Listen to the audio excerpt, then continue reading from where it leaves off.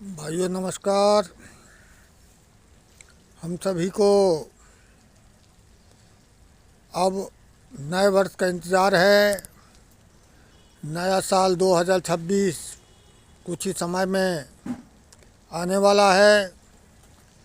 तो मेरा सभी से निवेदन है कि नए वर्ष का आगमन एक नए सिद्धांत के साथ, नए नियम के साथ करें, क्योंकि नव वर्ष एक मंगल कामना का वर्ष है। इसमें युवा पीढ़ी अपने आप में सुधार लाए, अपने विचारों में सुधार लाए और स्वयं की सोच में सुधार लाए। नया वर्ष जो आएगा उसमें आप सभी संकल्प लें कि प्रकृति से जुड़ेंगे, अपनी प्रवृत्ति को सुधारेंगे और अपने कर्मों को सही करेंगे।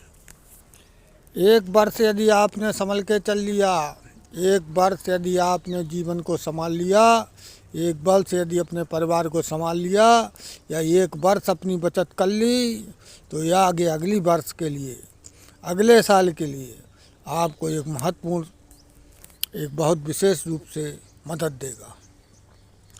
नए साल के जश्न मनाने वाले बच्चों से, युवा पीढ़ी से, हमारे भाइयों से निवेदन है कि वो नशे की हालत में किसी वाहन का प्रयोग ना करें, नशे की हालत में कोई अभद्रता ना करें, शांतिपूर्वक सुखमय नए वर्ष को मनाएं।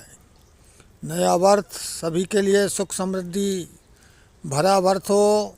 नया वर्ष सभी के लिए एक नई ऊर्जा स्नेह के साथ आए। जो भी 2025 के